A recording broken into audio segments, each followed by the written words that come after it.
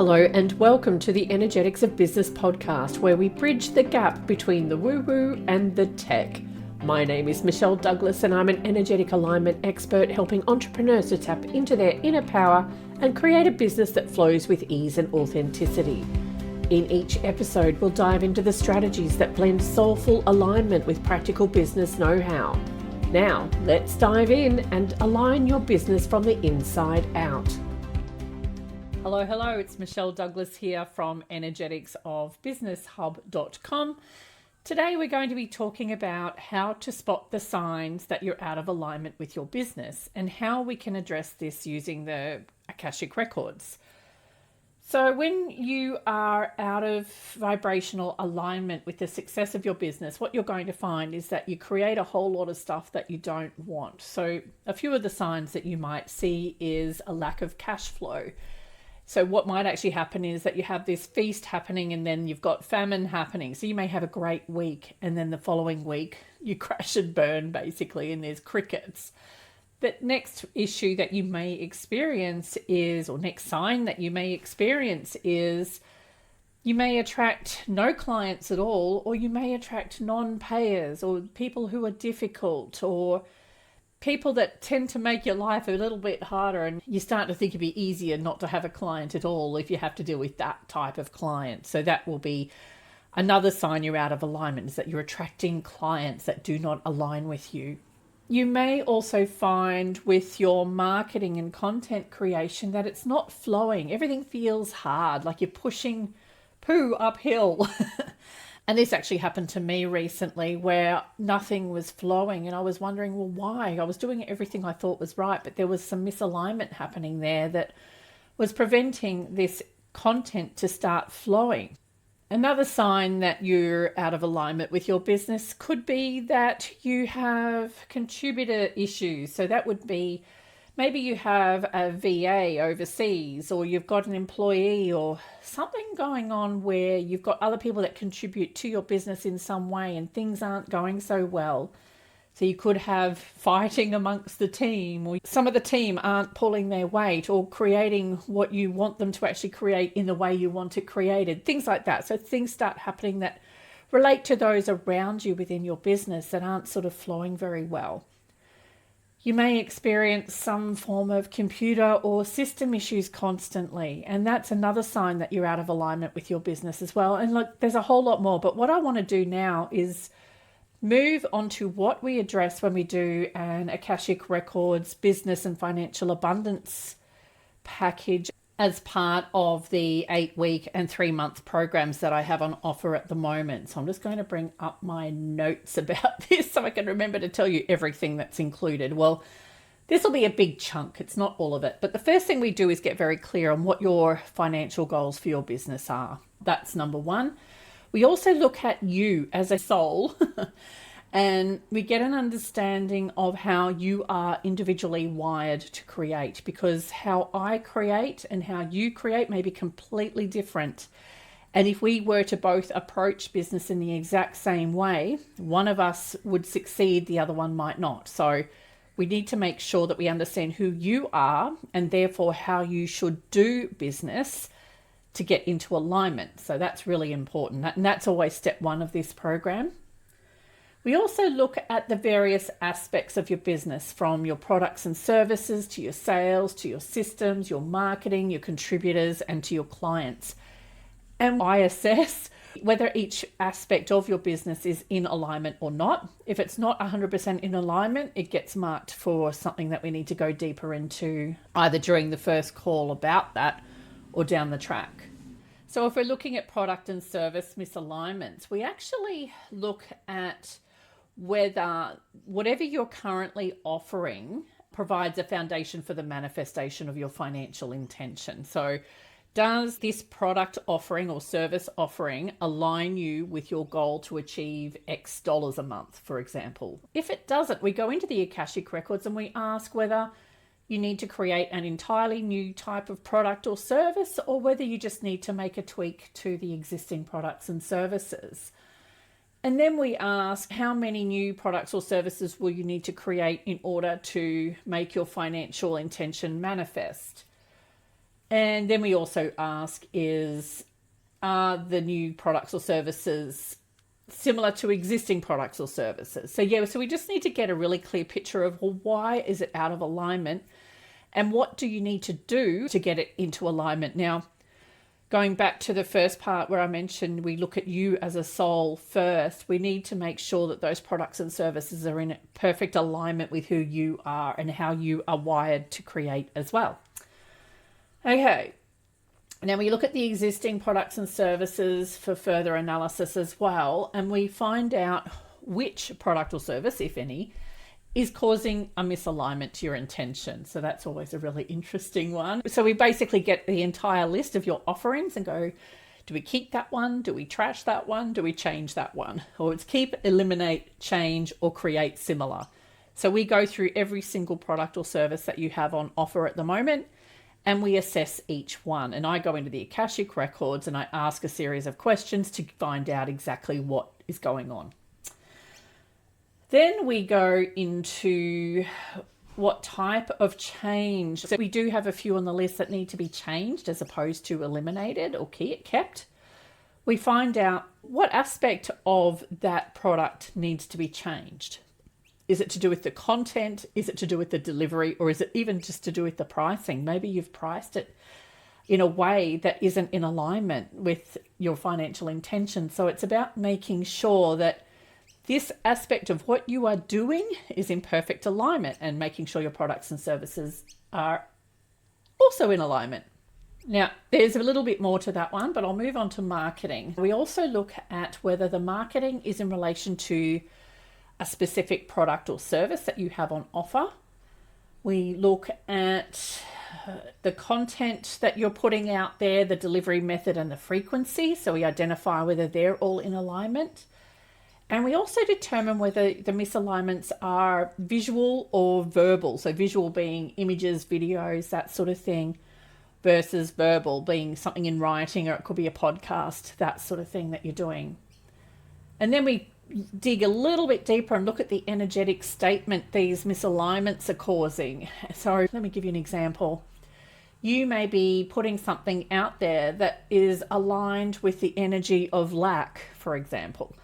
And obviously, when you put something with an energy of lack out there, that's what you're going to get back. So we look at the energetic statement. And one thing I really want to make clear to you is a lot of this stuff you won't even be consciously aware of. So don't beat yourself up thinking, oh my goodness, how could I have created something with this energy attached to it? It's, when we're doing business and doing what we do each day, we're more often than not on autopilot.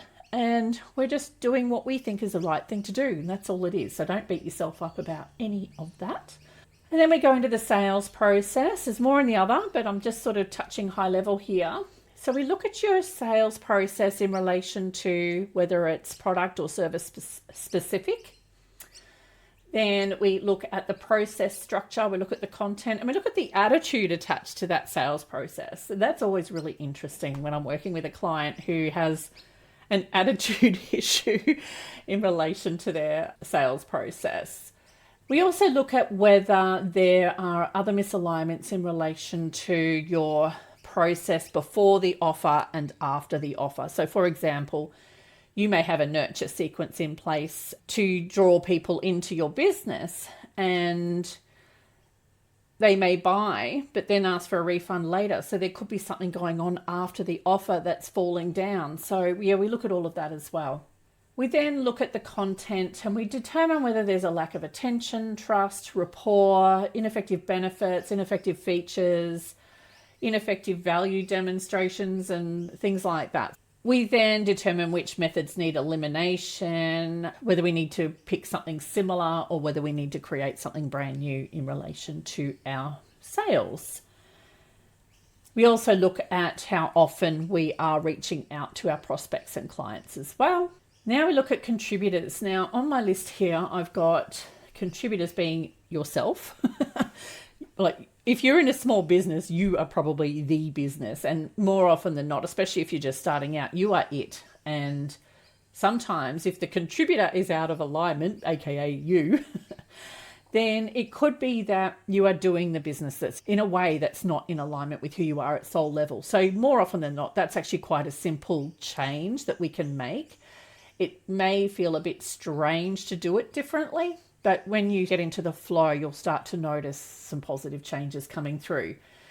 Your partner could also, and this is your romantic partner, could also have an impact on your business, even if they're not physically working in the business with you, because a lot of what they do and say may have an influence on you. So that's taken into account. We look at investors, employees, independent contractors, advisors, that sort of thing. So even your accountant would count as a contributor. And we look at the various life areas of your life. So that'll be relationships, family, friends, business, finances, rest and relaxation, physical surroundings, your health, spiritual development, personal development, that sort of thing. Now, the reason why we look at that is because everything can affect everything. So if you are struggling, just say you're living in a dump, for example, if that is really out of alignment with you, then it's probably going to affect your business. So we look at, okay, well, why are you out of alignment? And sometimes it could be that cleaning up your house is actually going to increase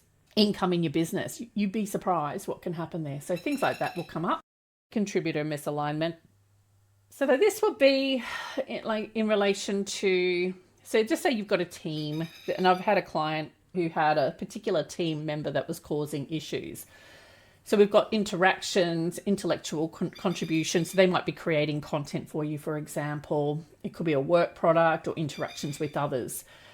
And when we find a misalignment here, we sort of drill down and work out, well, who is the person or company or contractor that's actually causing this misalignment? And then we dig in a little bit deeper and find out, well, what needs to change in relation to this person? So sometimes it could be, especially if you've got a team, it could be that the person needs a good talking to get them back into alignment. Or, it could be that with their permission, we look at their Akashic records and make sure that we deliver their workload to them in a way that's in alignment with them. So that's another thing we can do. When there's an interaction misalignment, this is really good because we look at the soul profile, we change the way we interact with them, or we ask them to leave, basically.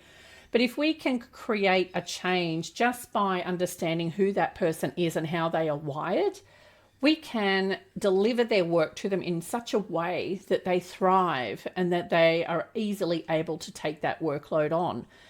This is actually really clear when you're working in, say, a corporate environment. So I worked in a corporate environment for, would have been over 30 years. And especially in the last role I had, which caused me a great deal of stress and anxiety, my workload was being delivered to me in a way that was so out of alignment with me. And I didn't know initially why it felt so stressful to receive this workload. And looking back, I realized that it was just so out of alignment with me. It's not funny. And if they had understood how I was wired, my work may have been delivered in a completely different way, or I might have been able to do it in a completely different way. Although the way I work isn't the way a lot of corporate organizations work. So I probably never fit in properly anyway. But yeah, I tolerated it for 30 odd years and then I finally got out. So, but for things like that, it's, especially when you're in a big business, it's really hard to change those interactions for one individual person. It's like that squeaky wheel, right?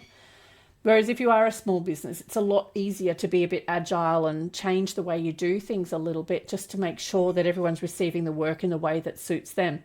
Or it could be that that person's better off going to another employer who does deliver it in that way. And when we're looking at intellectual contribution misalignments, it could be relation to the products and services, marketing, sales, contributors, business systems, and others. There's more I could say on the contributors, a lot more. This is why this particular part of the package or the programs that I have on offer is taken over several calls, because there is so much information that needs to be looked at, and it's not something that should be rushed at all, because we want to make sure we get this right, especially in the beginning. Then we look at business systems. Business systems I would consider a tool. So we look at the implementation tool misalignments and where they are. So we look at whether it's in the product area, the service area, in your delivery, your marketing, your selling, and your contributors. And then we find out whether the tool is a physical one Or it could be like a physical tool being like a hammer, or a virtual tool being like a specific software program. And then we ask if it's product or service specific, and if so, which ones. And then we look at the tool itself, and we look at whether we can clear it up, whether we can change the setup, whether we can delegate or eliminate. And then we look at implementation methods, so the way we implement new products or services, or our delivery or marketing or anything like that. So any aspect of our business.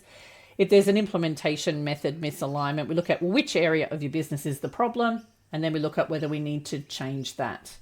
And look, there's a whole lot more I could go on about, because I love this stuff. It's so cool. So this gives you a very high level picture of what can be covered during the business and financial abundance part of the program, and how deep we actually go into the workings of your business. Because I want to make sure when we are doing this work that we are aligning you with your business, but your business also has to be aligned with your goal, and obviously with you, so that you can create that abundant result. And this is probably the most comprehensive of all of the tools that I use to help my clients.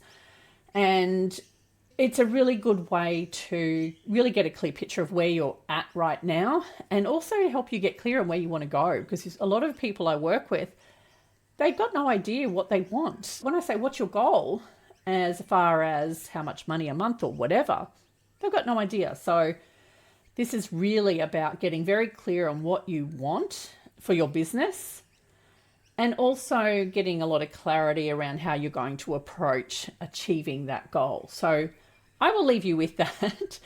Just as an FYI, this part of the program is usually one of the first things we look at. We start off with your soul profile, and then we go into the workings of the business. Now, in between all of that, we do belief codes. So we identify if you've got any individual personal beliefs that are hindering your progress. We do business balances. So in the 8-week program, we do a basic balance, which is an overarching view of any energetic misalignments to your success. And then in the 3-month program, we do the advanced business balance, which is a series of 3 balances that look at the foundations of your business, the fundamentals, and then the projections is done last, so that we can make sure that we've addressed each aspect of your business and cleared any hindering energies around that. And I shall leave you with that. So please reach out if you have any questions, and head over to do the fun quiz at energeticsofbusinesshub.com/TP quiz. And I look forward to chatting with you very soon.